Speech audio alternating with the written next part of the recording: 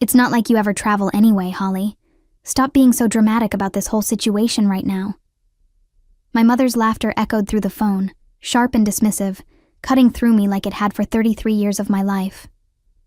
I sat in my small apartment in Des Moines, staring at the credit card statement that had just arrived in my email inbox.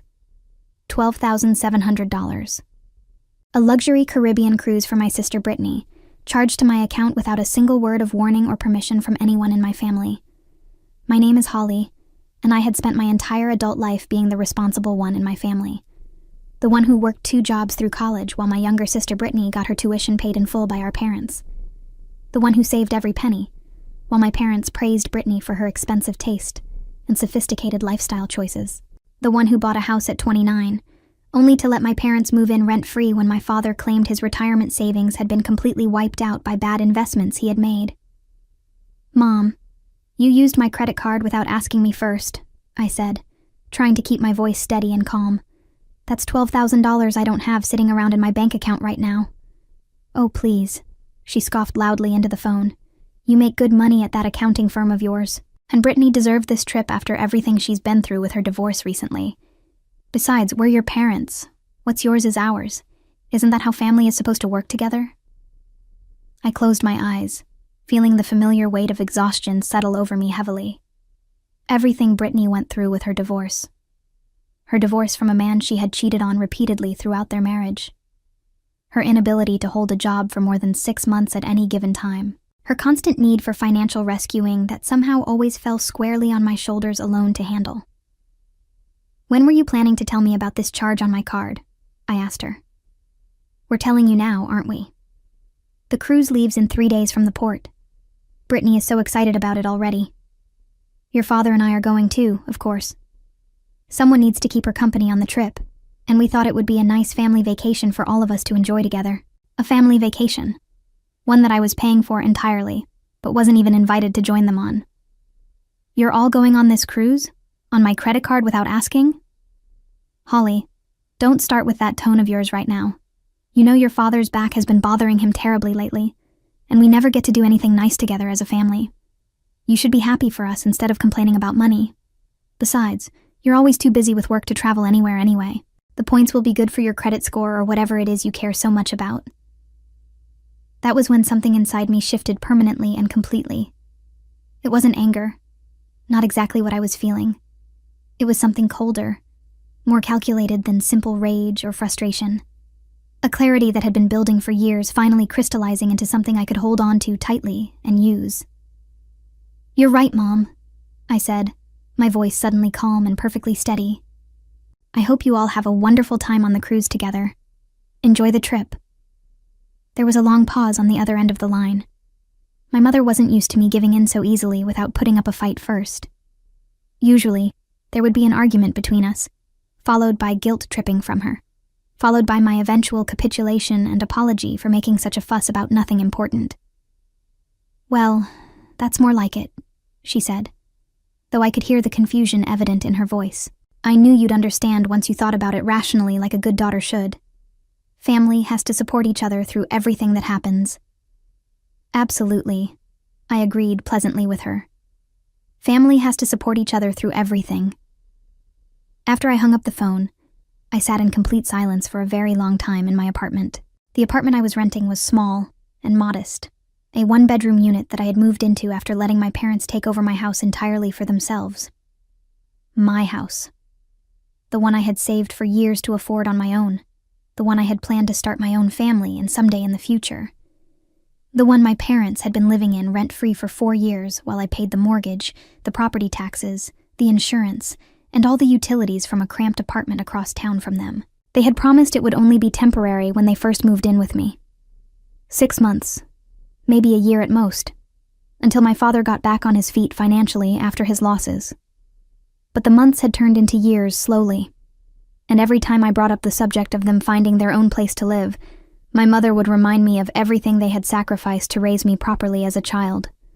My father would clutch his back dramatically and talk about how hard it was to move at his age now. And I would feel guilty enough to let it go for another few months longer. But this situation was completely different from anything before it. This wasn't asking me to cover an unexpected bill or help with groceries during a tight month for them. This was taking $12,700 without permission and laughing about it openly to my face.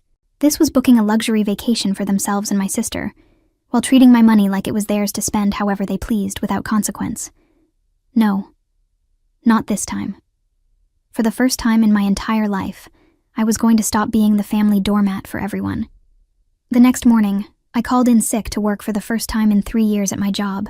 I needed time to think carefully about everything, to plan properly for what was ahead, to make absolutely sure I was really prepared to do what I was seriously considering doing. I made myself a cup of strong coffee and sat at my small kitchen table, letting the memories wash over me like a tide I had been holding back for decades of my life. Growing up, I had always known I was the less favored child in our family dynamic. Brittany was 2 years younger than me, blonde and beautiful where I was plain and practical in appearance. She had my mother's natural charm and my father's striking blue eyes, while I had inherited my grandmother's sturdy build and unremarkable brown hair. From the time Brittany learned to walk as a toddler, she had been the center of attention in our household constantly. I remembered the year I made the honor roll for the first time in elementary school clearly.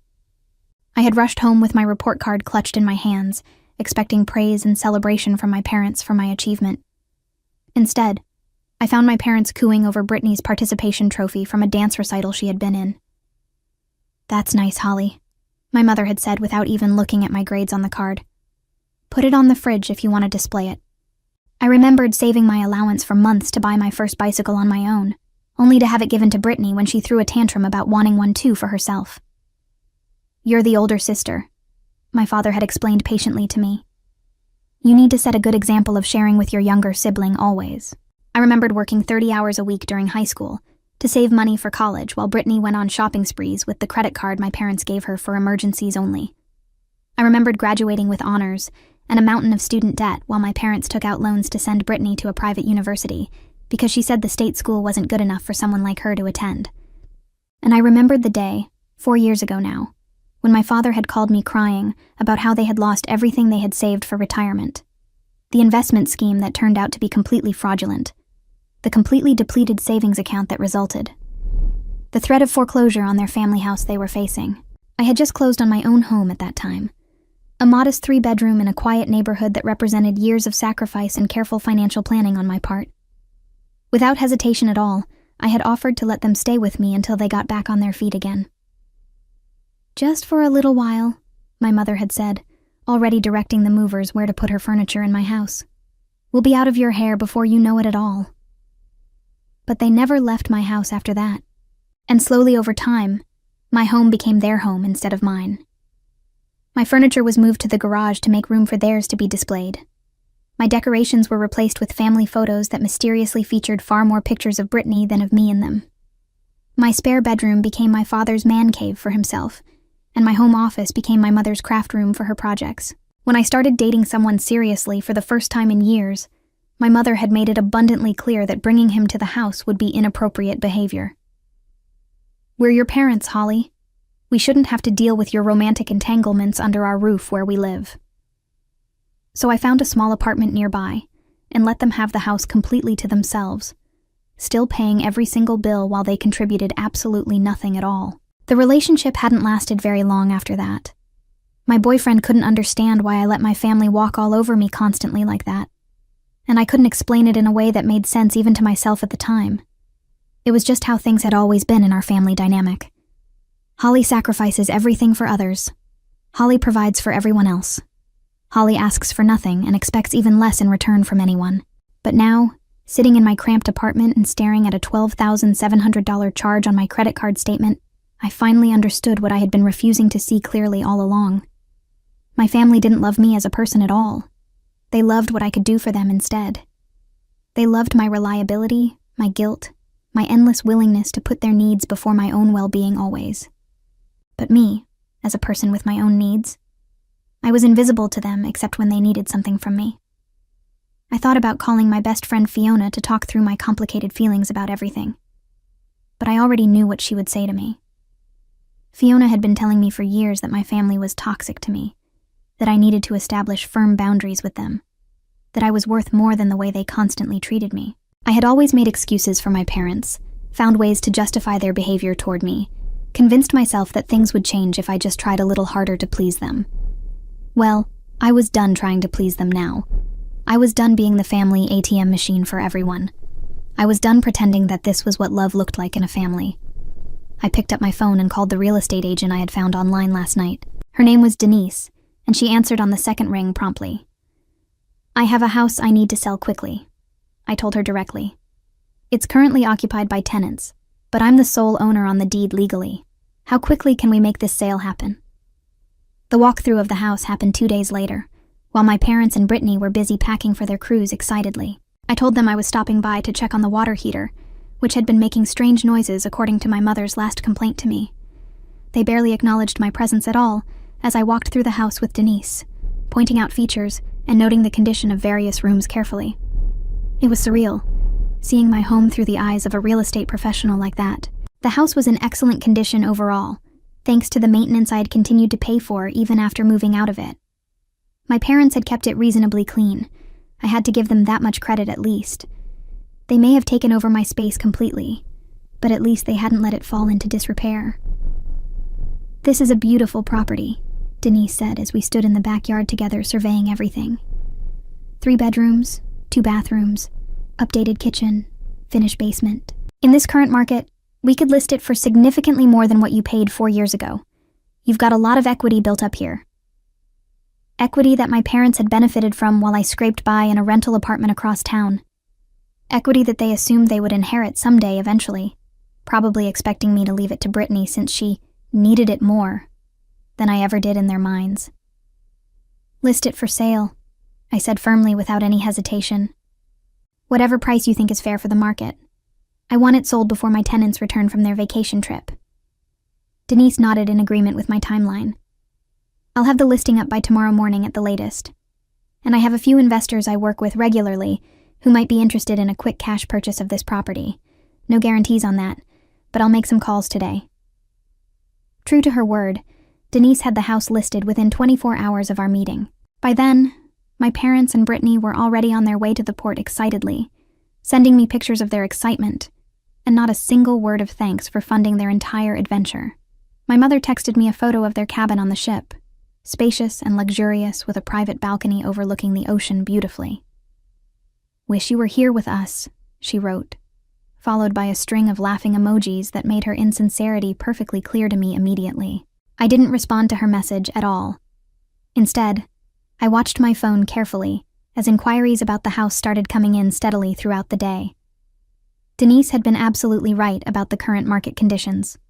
Within 3 days of listing, we had multiple competitive offers, including 2 cash buyers who could close within a week's time. I accepted the highest offer on the house, a cash purchase from a young couple who had just gotten married recently and were eager to start their new life together. Their names were Jonathan and Claire.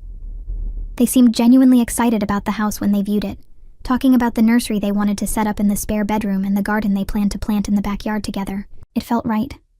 Somehow. Knowing that my home would go to people who would actually appreciate it properly and take care of it. The closing was scheduled for the day before my parents were supposed to return from the cruise. I signed all the papers with a steady hand, transferring ownership of the property I had worked so hard to afford on my own. The proceeds were deposited into my bank account, minus the real estate fees and the remaining balance on my mortgage. When everything was finally settled, I had a substantial sum left over, more than enough to pay off the credit card charge completely and start fresh somewhere new. But first, I had one more important thing to take care of. I called my credit card company and reported the charges as fraudulent activity. When they asked for details about the situation, I explained that someone had used my card without authorization to book a cruise vacation. They opened an investigation immediately and issued me a temporary credit while they looked into the matter further. My mother's name was on the booking, of course, which would make the investigation fairly straightforward for them to resolve. Then I went online and booked myself a cruise of my own to enjoy. Not the same one my family was on, but a different cruise line entirely. A different destination altogether. A solo adventure to Alaska, departing the day after my parents were scheduled to return home. I used the points and cashback that had accumulated on my credit card from their unauthorized purchase, which felt like a particularly fitting piece of poetic justice to me. For the first time in many years, I felt something that might have been hope rising inside me. I was finally choosing myself over everyone else. I was finally stepping out of the role that my family had assigned me and claiming my own story for myself. It wasn't about revenge, not really what motivated me. It was about survival. It was about recognizing that I deserved better than what I had been accepting all my life from them. The new owners would take possession of the house the night before my parents returned from their cruise. I had already arranged for my personal belongings to be removed from the property completely, not that there was much left there anyway. My parents would come back from their stolen vacation to find complete strangers living in what they had come to think of as their home. And I would be gone by then. Sailing toward a new life for myself, surrounded by glaciers and wildlife, and the kind of peace that comes from finally closing a door that should have been shut years ago. As I packed my suitcase for my trip, I thought about the phone calls that would inevitably come soon. The accusations, the tears, the guilt trips that my mother had perfected over 3 decades of practice on me. But for the first time ever, I felt no anxiety about facing them. I felt nothing but relief, because this time, I wasn't going to answer their calls at all.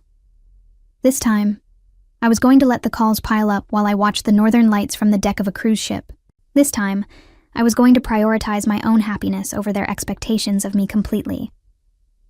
My phone buzzed with a text from Brittany. "Having the best time ever on this cruise.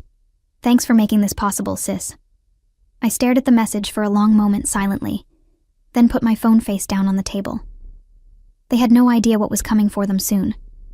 And honestly, even if they had known ahead of time, I doubted they would have changed a single thing about their behavior toward me.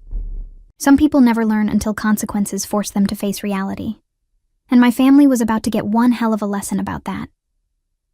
The day the new owners moved into the house was a Thursday. I knew this because I had been tracking my family's cruise itinerary obsessively, counting down the days until their return like a prisoner marking time until release from captivity. Their ship was scheduled to dock on Friday morning at the port, which meant they would probably be home by early afternoon that day. The timing was absolutely perfect for my plan. I met Jonathan and Claire, the young couple who had purchased my house, at a coffee shop near the property that Thursday morning. They were in their late 20s, practically glowing with newlywed joy and excitement about their first home together as a married couple. Jonathan worked as an engineer at a manufacturing plant outside the city limits, and Claire was a nurse at the university hospital downtown. They seemed like genuinely good people, the kind of people who would take care of the house properly and build a happy life within its walls together. "We can't thank you enough for the quick closing on this sale," Claire said warmly, her eyes bright with gratitude toward me. "We've been living with Jonathan's parents for months now, saving up for a down payment on our own place. We never expected to find something this perfect so fast. The house has good energy to it," I told them sincerely. And I meant every word of it. Despite everything my family had put me through there over the years, the house itself had never been the problem. It deserved a fresh start as much as I did myself. I handed over the keys to them and wished them well in their new home, feeling a strange mixture of sadness and liberation as I watched them drive away to begin their new chapter together. That house had represented so much of my hard work over the years, so many of my dreams for the future. But those dreams had been corrupted by my family's presence there, twisted into something unrecognizable from what I had wanted. Now, at least, the house would serve its true purpose again. It would be a home for people who genuinely loved each other, not a symbol of my endless exploitation by my own family. That evening, I finished packing for my cruise trip. My flight to Seattle departed the following morning early, and the ship would leave port Saturday afternoon. I had booked a balcony cabin for myself, splurging on an upgrade that I never would have considered before in my life. But this trip was about more than just getting away from my family temporarily. It was about proving to myself that I was worth the investment of money and time. I went to bed early that night, setting my alarm for 5 a.m. As I lay in the darkness of my apartment alone, I tried to imagine what tomorrow would bring for everyone. My parents arriving home from the cruise, exhausted from their trip, probably complaining about the long flight back and the terrible airport food. My father searching for his house key in his pocket, while my mother supervised the luggage impatiently. The confusion when the key didn't work in the lock anymore. The growing panic as they realized something was terribly wrong with the situation. I should have felt guilty about all of this. A good daughter would feel guilty about putting her elderly parents through such a terrible shock like this. but I didn't feel guilty at all about it. I felt completely free. My phone buzzed on the nightstand beside me. A text from my mother, sent despite the international roaming charges I was undoubtedly paying for on her behalf. Last night on the ship tonight, Brittany is crying because she doesn't want to leave yet. This has been the best vacation of our entire lives. You really should have come with us, Holly. I read the message 3 times over, marveling at the complete lack of self-awareness in it. They had stolen $12,000 from me, taken a vacation I wasn't even invited to join, and my mother still thought she could guilt me about not joining them on it. It would have been funny if it wasn't so deeply pathetic and sad. I didn't respond to her message at all. Instead, I turned off my phone completely and closed my eyes, letting sleep carry me away from the complicated emotions that threatened to overwhelm me entirely. Tomorrow would be a new day. Tomorrow would be the beginning of the rest of my life. The alarm woke me at 5 a.m, and I was at the airport by 7. My flight to Seattle was uneventful and smooth, and I arrived at the cruise terminal with hours to spare before boarding. The ship was massive and impressive, gleaming white against the gray Pacific sky above, and I felt a flutter of excitement as I walked up the gangway to begin my adventure finally. My cabin was even nicer than I had expected it to be. The balcony faced the open ocean directly, and the bed was covered in crisp white linens that looked more inviting than anything I had slept on in years. I unpacked my clothes into the closet, arranged my toiletries in the bathroom neatly, and then stepped out onto the balcony to breathe in the salt air deeply and fully. This was really happening now. I was really doing this for myself. I was on a cruise ship, sailing toward Alaska, while my family returned home to discover that the life they had taken for granted was no longer waiting for them there. My phone had been off since the night before, and I had no intention of turning it back on until I was ready to face reality. But as the ship began to pull away from the dock slowly, curiosity got the better of me finally. I powered on the device and watched as the notifications flooded in rapidly. 29 missed calls, 15 voicemails waiting, 47 text messages, all from my parents and Brittany, with a few from numbers I didn't recognize. The first voicemail was from my mother, left around 2 p.m. Holly, something very strange is happening here. There are people in the house. They say they own it now legally. This must be some kind of terrible mistake. Call me back immediately right now. The second was from my father, an hour later than hers. Holly, this isn't funny at all. The police came to the house. They said we have to leave the property immediately. Where are we supposed to go now? Call us back right now. The third was from Brittany, her voice high and panicked. Holly, what did you do to us? Mom and Dad are freaking out completely about this. You can't just sell the house without telling them first about it. This is completely insane. Call me right now. I listened to a few more of them, watching the timeline of their growing desperation unfold before me. Confusion had given way to panic first, then to anger, then to something that almost sounded like genuine fear. By the 10th message, my mother was crying openly, demanding to know how I could possibly do this to my own family who raised me. But here's the thing about manipulation. It only works if the target still cares about the manipulator's approval of them. And after 33 years of being taken for granted, dismissed, and exploited, I had finally stopped caring about what they thought of me. I deleted all the voicemails without listening to the rest of them. Then I turned my phone off again completely and went to dinner alone. The dining room on the cruise ship was absolutely spectacular to see. All gleaming chandeliers and floor-to-ceiling windows that showcased the endless expanse of ocean outside. I was seated at a table for one person, which might have been lonely under different circumstances than these. But tonight, surrounded by the gentle hum of conversation and the clink of fine china around me, I felt nothing but peace. I ordered the salmon for my meal, paired with a glass of white wine that probably cost more than I would normally spend on a week's worth of groceries at home. But I was done denying myself the simple pleasures that everyone else seemed to take for granted easily. I was done being the person who never traveled anywhere, never splurged on herself, never lived her life fully. As I ate my dinner, I thought about my family and what they might be doing right now at this moment. It was late evening in Des Moines already, and they had been effectively homeless for about 8 hours now. Where had they gone for shelter? To a hotel, probably, though my mother would hate the expense of it greatly. Maybe they had called one of their friends, begging for a spare room until they could figure out what to do next about their situation. Part of me wondered if I should feel bad about the chaos I had caused them. They were my parents, after all, the people who raised me.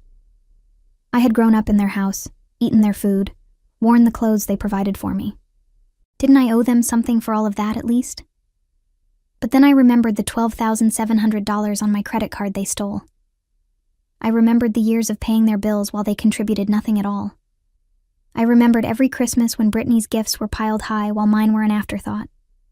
I remembered every accomplishment of mine that was ignored completely, every sacrifice that was taken for granted, every moment when I was made to feel like I didn't matter to anyone.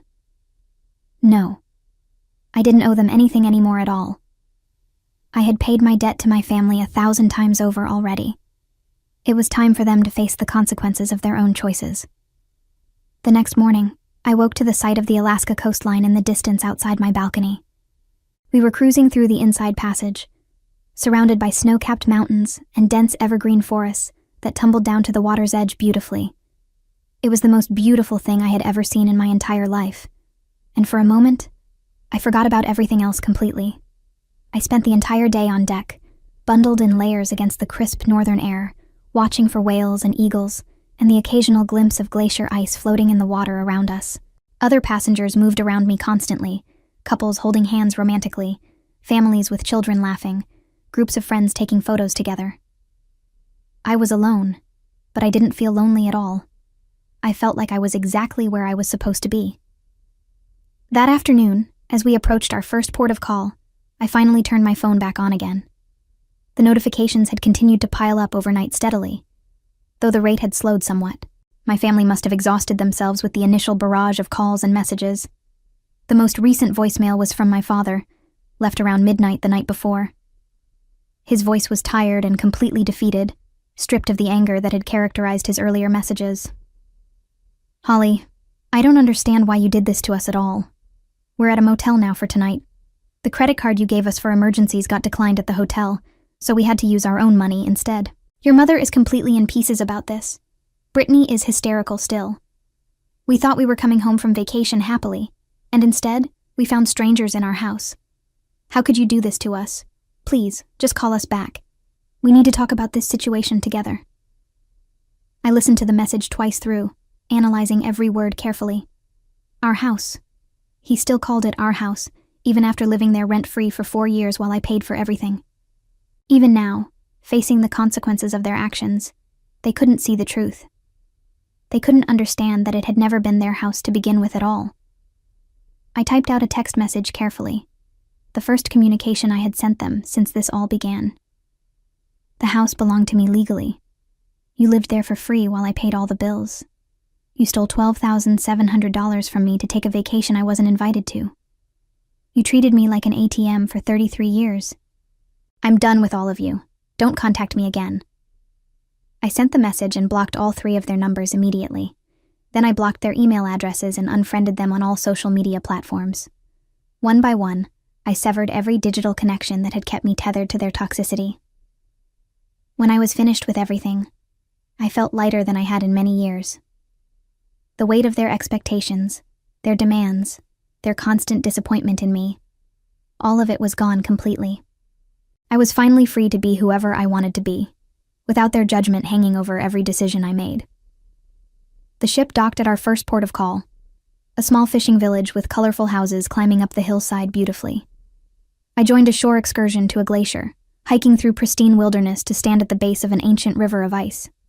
The guide explained how glaciers formed over time, how they moved slowly, how they eventually melted and retreated. It was a lesson in impermanence, in the way that even the most seemingly solid things could change over time. As I stood there in awe, staring up at the massive wall of blue-white ice before me, I thought about the person I used to be. The doormat, the people-pleaser, the invisible sister who gave everything and received nothing in return. That version of Holly was melting away now, retreating like the glacier before me. And in her place, something new was emerging. I didn't know yet who I would become in the future, but for the first time in my entire life, I was genuinely excited to find out. The cruise continued for another 5 days after that, each one more wonderful than the last. We visited Juneau and Ketchikan, sailed past the magnificent Hubbard Glacier, and spent one magical night watching the northern lights dance across the sky from the top deck of the ship. I talked to strangers easily, tried new foods adventurously, and did things I never would have considered before in my life. I went ziplining through a rainforest canopy. I ate king crab caught fresh that morning. I bought an expensive piece of native art to hang in whatever home I would make for myself next. And through it all, I didn't think about my family much. Not really. They existed somewhere in the back of my mind, a fading memory of a life I was leaving behind. But they didn't dominate my thoughts anymore. They didn't control my emotions. For the first time in decades, I was living entirely in the present moment, and it was absolutely glorious. On the last night of the cruise, I sat on my balcony with a glass of champagne, watching the stars emerge one by one over the darkening sea. We would arrive back in Seattle the next morning, and from there, I would need to figure out what came next for me. I had money from the house sale, enough to start over somewhere new. I could go anywhere, do anything. The possibilities were endless and terrifying and wonderful all at once. My phone sat on the table next to me, still silenced but no longer completely ignored. I had unblocked my family's numbers a few hours ago, curious to see if they were still trying to reach me. They were. The calls had continued, though less frequently now. The voicemails had grown shorter, more desperate. And the text messages had evolved from demands to pleas. "Holly, please, we really need to talk about this. I know we weren't perfect parents, but this is too much to do. Where are we supposed to live now? You can't just abandon us like this. Mom won't stop crying about it. Are you happy now with yourself?" That last one was from Brittany, and it made me laugh out loud. My sister, who had never worked a full day in her life, who had always been handed everything while I struggled for scraps, was trying to make me feel guilty about my mother's tears. The irony was almost too perfect to believe. I didn't respond to any of the messages at all. What would be the point of it? They weren't interested in understanding what they had done wrong. They just wanted me to fix the situation, to go back to being the reliable Holly who cleaned up everyone else's messes for them. And that Holly didn't exist anymore. The next morning, I disembarked from the ship and found my way to the airport. I had a few hours before my flight back to Des Moines, so I stopped at a coffee shop and pulled out my laptop. It was time to start planning the next chapter of my life. I had already decided not to return to my apartment there. The lease was up at the end of the month anyway, and there was nothing keeping me in Iowa anymore. My job at the accounting firm was fine, but I had never loved it. I had taken it because it was stable, because it allowed me to support my family, because it was the responsible choice. But I was done making responsible choices that only benefited other people. I started researching cities where I might want to live instead. Portland, Denver, Asheville, places with mountains and culture and the kind of energy that felt alive. I made lists of pros and cons, salary expectations, and cost of living calculations. By the time my flight was called, I had narrowed it down to 3 options. The flight home was long, giving me plenty of time to think about everything. I thought about my parents, stranded without the safety net they had taken for granted. I thought about Brittany, forced for the first time in her life to deal with actual consequences. I thought about all the years I had spent being invisible, being used, being taken for granted by the people who were supposed to love me unconditionally. And I thought about the future. My future. One where I mattered. One where my needs counted. One where I didn't have to sacrifice everything I had just to keep other people comfortable. When I landed in Des Moines, I didn't go back to my apartment. Instead, I checked into a hotel near the airport and slept for 12 hours straight. When I woke up, I felt more rested than I had in years. I spent the next week wrapping up my life in Iowa. I gave notice at my job, thanking my boss for the opportunities but explaining that I was ready for a change. I packed up my apartment, donating most of my belongings to local charities and shipping only the essentials to my new destination. I had chosen Denver, drawn by the mountains and the sunshine, and the promise of a fresh start. Throughout it all, the calls and messages from my family continued. They had found out where I was staying and showed up at the hotel once, but I had the front desk tell them I wasn't available to see them. I watched from my window as my mother paced the parking lot, her phone pressed to her ear, probably leaving yet another voicemail that I would never listen to. Part of me wanted to confront them, to explain exactly why I had done what I did, but I knew it would be pointless. They would never accept responsibility for their actions. They would never acknowledge the years of favoritism and exploitation. They would only turn everything around, make themselves the victims, and try to guilt me into fixing the situation. So I stayed silent. I let my absence speak for itself. And when the moving truck pulled away from my empty apartment, carrying everything I owned toward a new life in a new city, I didn't look back. Denver welcomed me with open arms and sunshine. I found an apartment in a neighborhood full of coffee shops and bookstores, the kind of place I had always dreamed of living but never thought I deserved.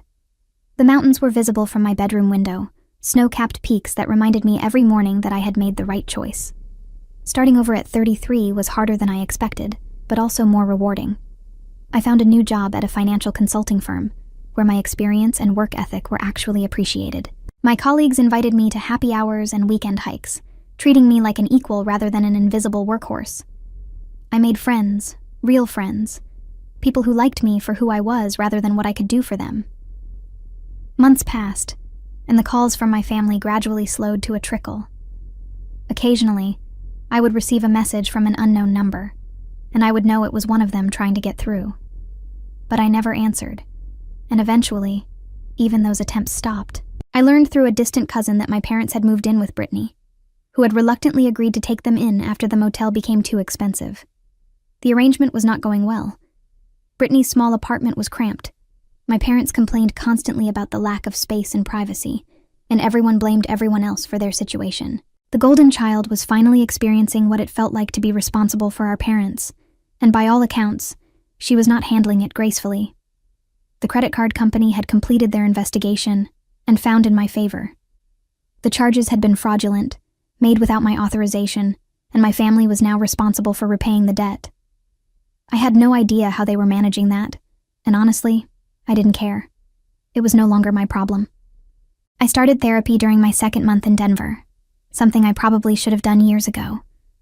My therapist helped me understand the dynamics that had shaped my family, the roles we had all been assigned, and the courage it had taken to break free.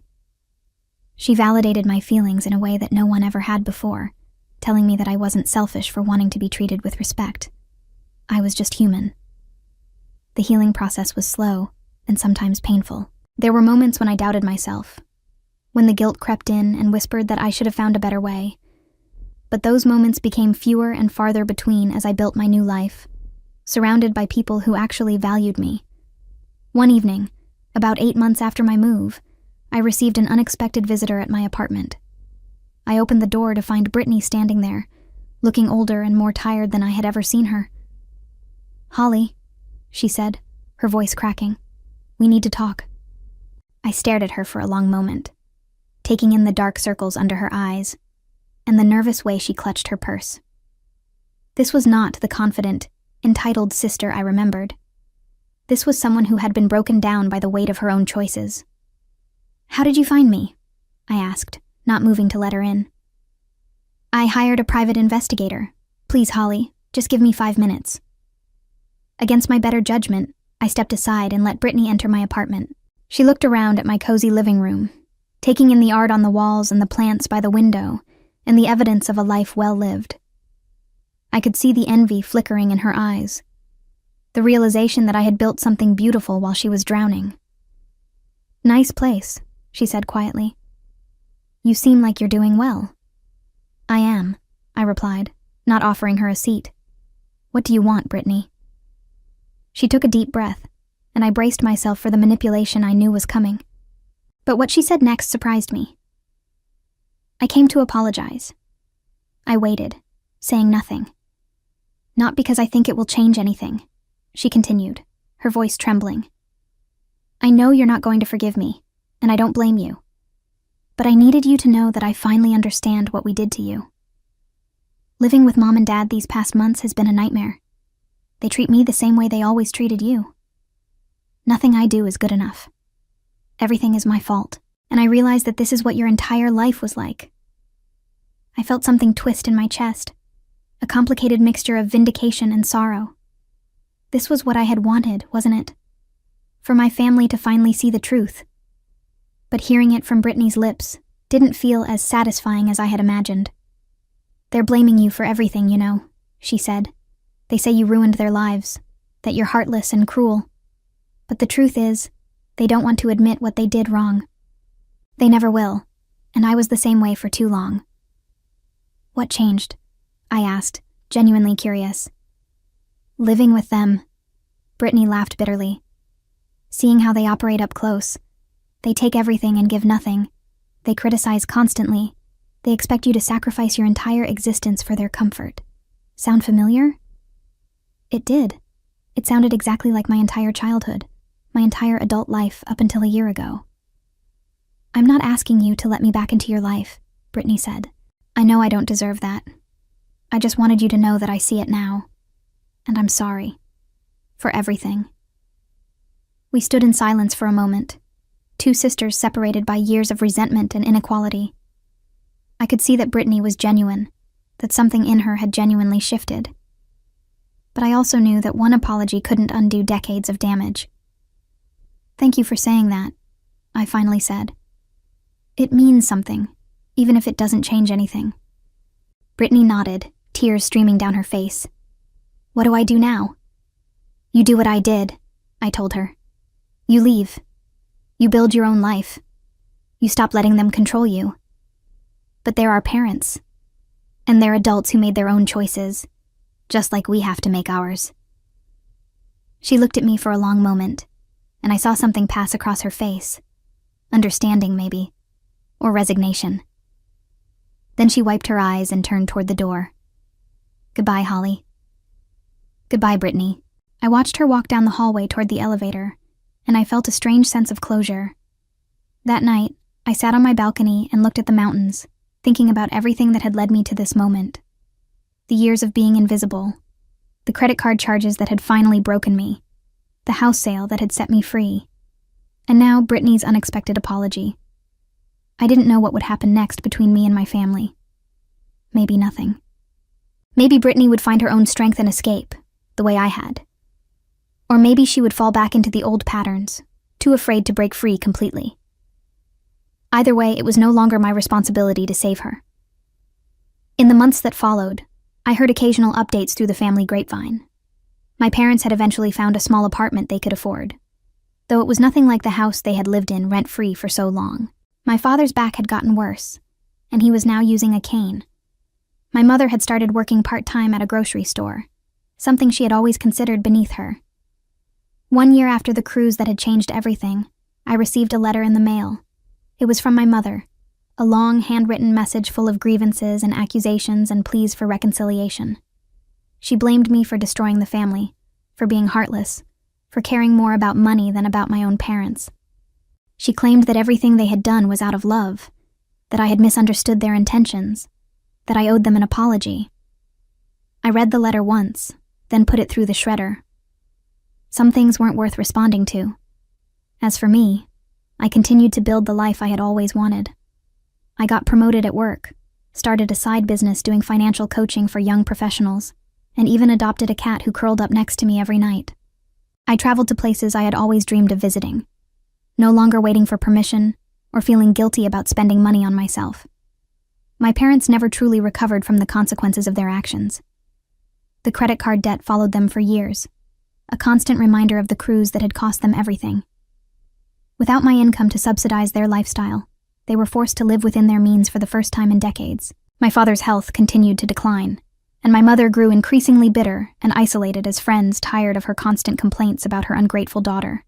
Brittany eventually moved across the country to escape them, though whether she ever truly broke free from the family patterns remained unclear. The comfortable retirement they had envisioned, funded entirely by my endless sacrifice, had vanished the moment I stopped playing the role they had assigned me. Standing on my balcony on the anniversary of that fateful cruise, watching the sun set behind the Rocky Mountains, I thought about the journey that had brought me here. The anger had faded over time, replaced by something quieter and more peaceful. I had wanted justice, and I had gotten it. But the real victory wasn't in watching my family suffer the consequences of their actions. The real victory was standing here, in my own apartment, in my own city, living my own life on my own terms. Looking back on everything, I realized that selling the house hadn't been about revenge at all.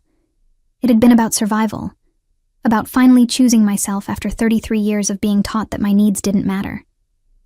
The peace I felt now wasn't from watching my family struggle, but from finally closing the door on the version of myself who tolerated being treated like she was worthless.